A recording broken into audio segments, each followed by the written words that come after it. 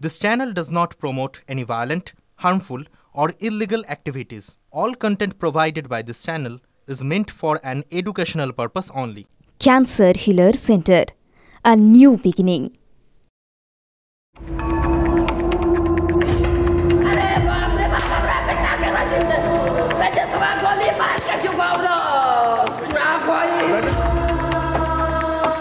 চেষ্টা করছে সন্ত্রাস করে যদি মানুষকে ভয় দেখানো যায়, ওতে কোনো লাভ হবে না।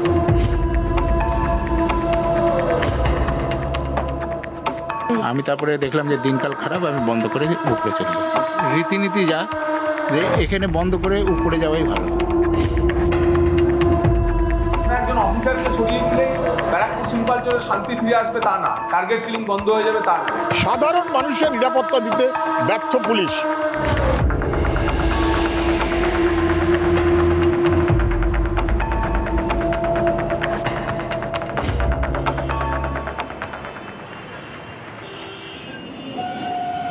কলকাতা থেকে গাড়িতে করে ঘন্টাখানেক রাস্তা পার করে ব্যারাকপুরে এসে পৌঁছেছি আমি। তন্নিষ্ঠা আপনাদের সঙ্গে রয়েছি। ব্যারাকপুর গঙ্গাপাড়ের এই জনপদ শুধুমাত্র একটা অঞ্চল নয়, এর সঙ্গে জড়িয়ে রয়েছে অনেক অনেক ইতিহাস। স্বাধীনতার আগেই সাতটি অঞ্চল নিয়ে তৈরি হয়েছিল ব্যারাকপুর শিল্পাঞ্চল।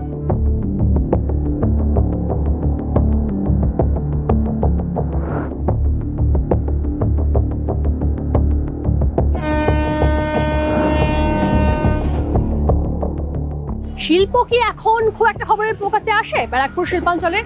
উত্তরটা নিশ্চয়ই আপনাদের থেকেই আসছে যে না, ব্যারাকপুর শিল্পাঞ্চল নিয়ে যত না খবর হয়, খবরের হেডলাইনে আসছে ওই খুনোখুনি, মারামারি, রাজনৈতিক খুনোখুনি, রাজনৈতিক লড়াই, এই বিষয়গুলোই, তাই তো? দেখুন, শিল্প বলতে এখনো অব্দি যতটা বেঁচে রয়েছে তার দখলদারি নিয়ে রোজ প্রত্যেক মুহূর্তে আমরা দেখছি একটা করে খবর হচ্ছে, এবং সেই রোগ যেন ছোঁয়াচে রোগের মতো যেন ছড়িয়ে পড়ছে। এই রাজনৈতিক দখলদারি, এই খুনোখুনি, বোমা, গুলি বারবার করে খবরের শিরোনামে আসছে, বারবার করে খবরের হেডলাইনে আসছে। যার আরও একটা উদাহরণ কোন ঘটনা? নৈহাটি। নৈহাটিতে ফের খুনোখুনি। কি হয়েছে সেখানে? কেন ফের হেডলাইনে এলো নৈহাটি? চলুন যাওয়া যাক।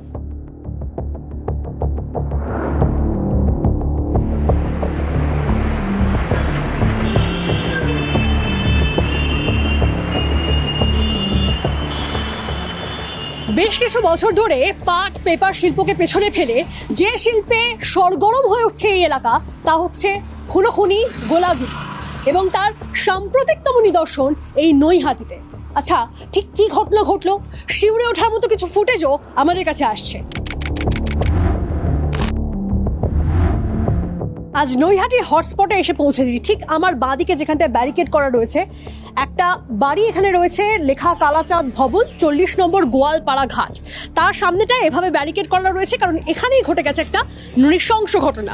আপনাকে দেখাচ্ছি সেই ছবিটা। দেখুন, সময় অনেকটা পেরিয়েছে, কিন্তু যে প্রশ্নগুলো, মানে এই ঘটনার পর সময় অনেকটা পেরিয়েছে, কিন্তু প্রশ্ন উঠছে অনেকগুলো। তা হচ্ছে নৈহাটি, সেটা কিন্তু তুলনামূলকভাবে শান্ত এলাকা।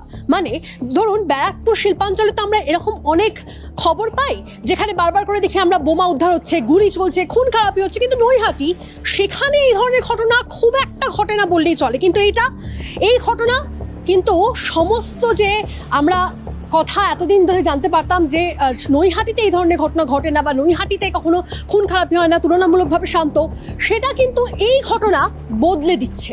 মানে তাহলে কি ব্যারাকপুর শিল্পাঞ্চলের যে আমরা কথাগুলো শুনে আসি, খুন খারাপি থেকে শুরু করে বিভিন্ন অসামাজিক কাজকর্মের, তার ছোঁয়া লাগতে শুরু করেছে নৈহাটিতে? প্রশ্ন থাকছে।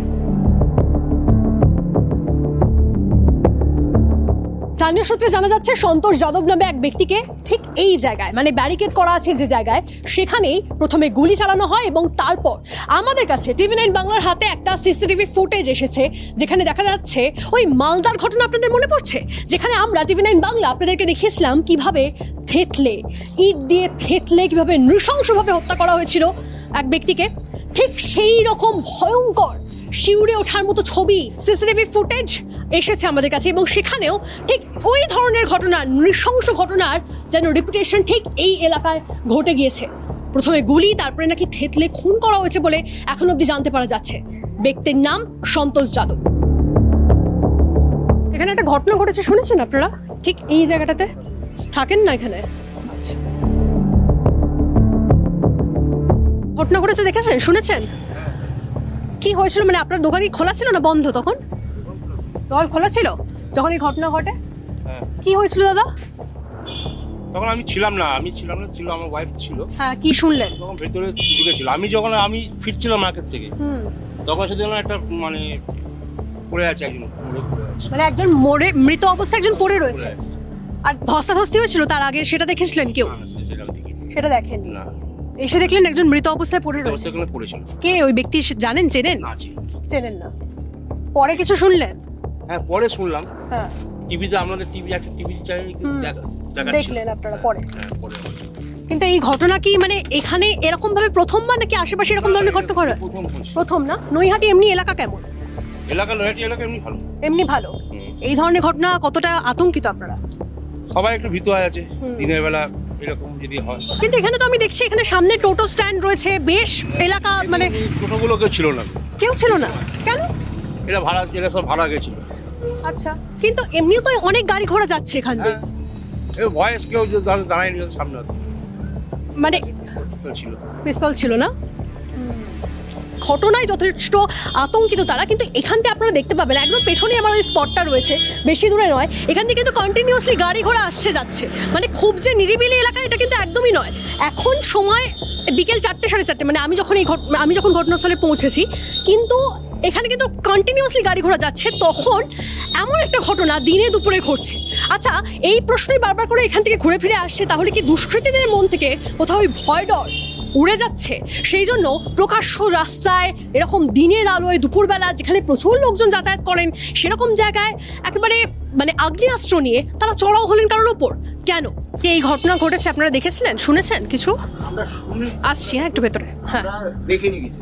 আচ্ছা, আমরা শুনতে পেলাম। হ্যাঁ, আমরা তো এরকম বসেছিলাম, আমরা দেখিনি। আর এদিকে তো আড়াল, এদিকে আড়াল, আমাদের তো সৌদাও আছে আড়াল, আমরা কিছু দেখিনি।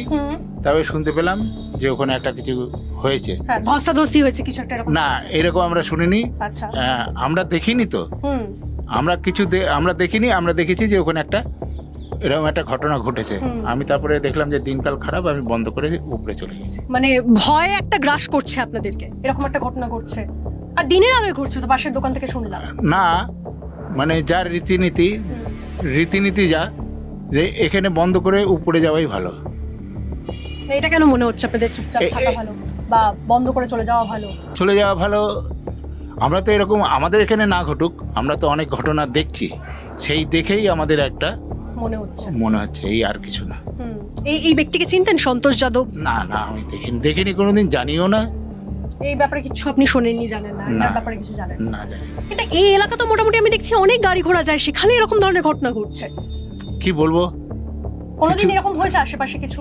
আমার তো জানা নেই এরকম কিছু আশেপাশে হয়েছে, এটা আমার জানা।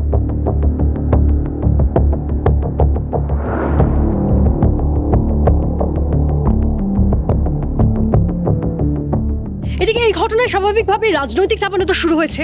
তৃণমূল কি দাবি করছে, এই যেই ব্যক্তিকে এইভাবে মারা হয়েছে, অর্থাৎ সন্তোষ যাদব, সে নাকি তৃণমূলের সক্রিয় কর্মী ছিল, এবং সে বেশ কিছুদিন ধরে রাজেশ সাউয়ের চক্ষুশূল হয়ে উঠেছিলেন। আচ্ছা, এই রাজেশ সাউ সে কে? এখানকার প্রাক্তন সাংসদ অর্জুন সিং, তার ঘনিষ্ঠ ছিল এই রাজেশ সাউ।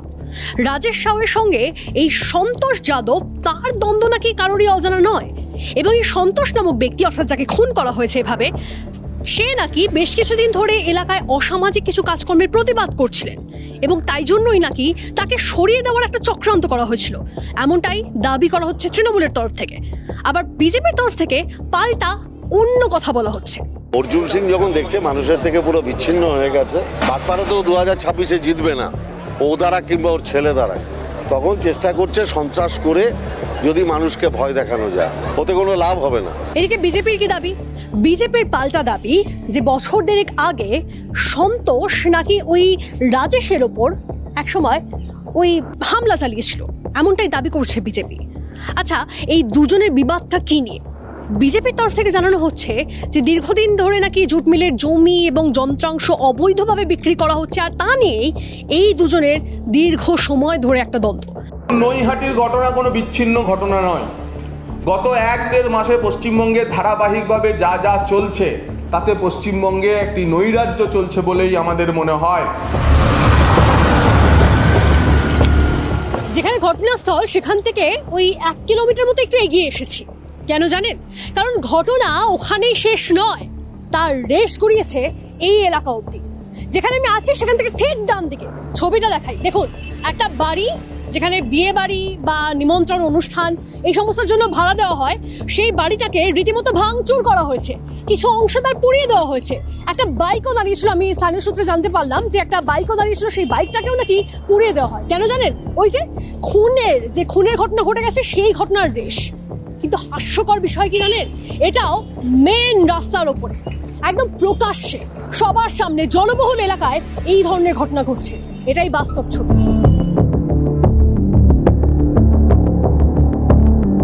বাড়িটা এই অবস্থা হয়েছে শুনেছেন?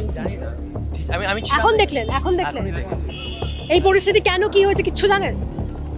বলতে পারবো না। আমি কিছু শুনেছেন এলাকায়? না, শোনেননি। একটা চওড়া রাস্তা, জনবহুল এলাকা, ওই পাশে একটা স্কুল, গার্লস স্কুল, আর এটা সেই বাড়ি, একটা নিমন্ত্রণ বাড়ি। আমাকে খুব সাবধানে ঢুকতে হচ্ছে কারণ এখানে চারিদিকে কাঁচ ছড়িয়ে রয়েছে, যে কোনো মুহূর্তে যদি পা পিছলোই তাহলে একটা দুর্ঘটনা আমার সঙ্গে ঘটবে। এখানকার ছবিটা একবার দেখুন, আমি বরং ঘুরিয়ে দেখাই। এখানে ঢুকেই দেখা যাচ্ছে একটা চেয়ার উল্টে পড়ে রয়েছে, বিভিন্ন চেয়ারের ধ্বংসাবশেষ একেবারে ভগ্নপ্রায় অবস্থা। এদিকটায় যদি আমি এগোই আরো আপনারা ধ্বংসস্তূপ দেখতে পাবেন। কিভাবে ভাবুন একবার ধ্বংস লীলা চালানো হয়েছে এখানে। চারিদিকে যত চেয়ার টেবিল রয়েছে সমস্তটা ভাঙা, সমস্তটা গুঁড়িয়ে দেওয়া হয়েছে। বলা হচ্ছে নাকি কোনো এক সময় অর্জুন সিং এই বাড়িটাকে ইলেকশন পারপাসে ব্যবহার করেছিলেন। সেই কারণেই নাকি ওই খুনের রোষ এসে পড়লো এই বাড়িতে এসে ভাঙচুর চালানো হলো।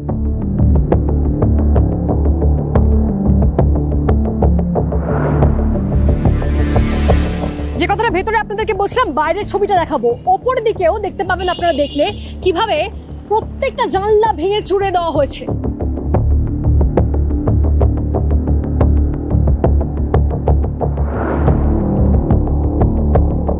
এই বাড়িটা এখন ভাঙচুর হলো, আপনি ছিলেন, দেখেছিলেন? কালকে আমাদের উইক অফ ছিল, পরে এসে দেখলেন এরকম অবস্থা? না, সকালে দেখলাম, আমরা কালকে কিছু দেখিনি।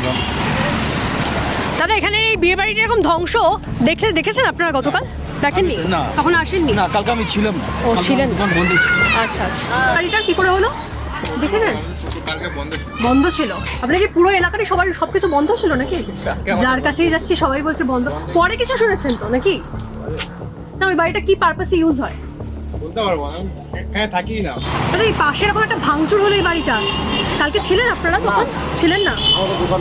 বন্ধ ছিল। আচ্ছা, আপনারা ছিলেন যখন হলো? আপনার দোকান বন্ধ ছিল? আচ্ছা, বন্ধ ছিল। কালকে পুরো এলাকায় বন্ধ ছিল তোমাদের? হ্যাঁ, মানে আপনারা দেখেছেন কিছু একটা হচ্ছে? কত লোক তাও? বলা যাবে 30-40 জন হবে তাও। ভেতরে তো প্রচুর ভাঙচুর দেখলাম। হ্যাঁ, এলাকা কেমন এমনি তোমাদের? এমনি ভালো এখানে এলাকা। এবার ওইটা হয়ে গেছে, এইখানে হয়নি, হয়েছে তো ভালো হয়েছে। হ্যাঁ,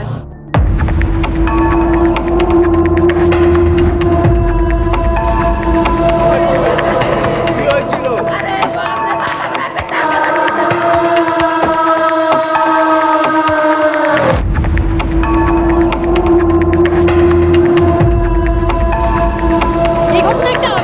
আপনাদেরকে জানিয়ে রাখি, ব্যারাকপুরে এই ঘটনার পর ব্যারাকপুরের পুলিশ কমিশনার তাকে সরানো হয়েছে।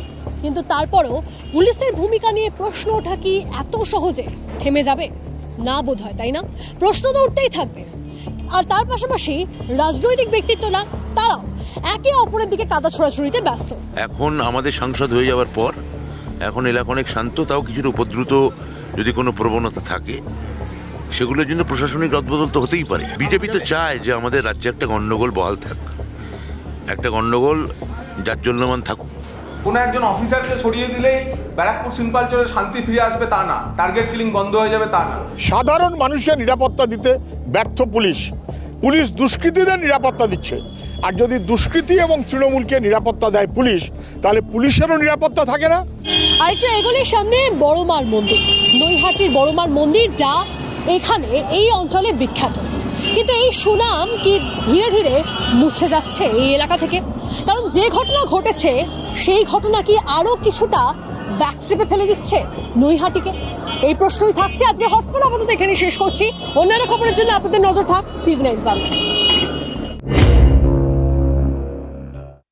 Cancer Healer Center, a new beginning.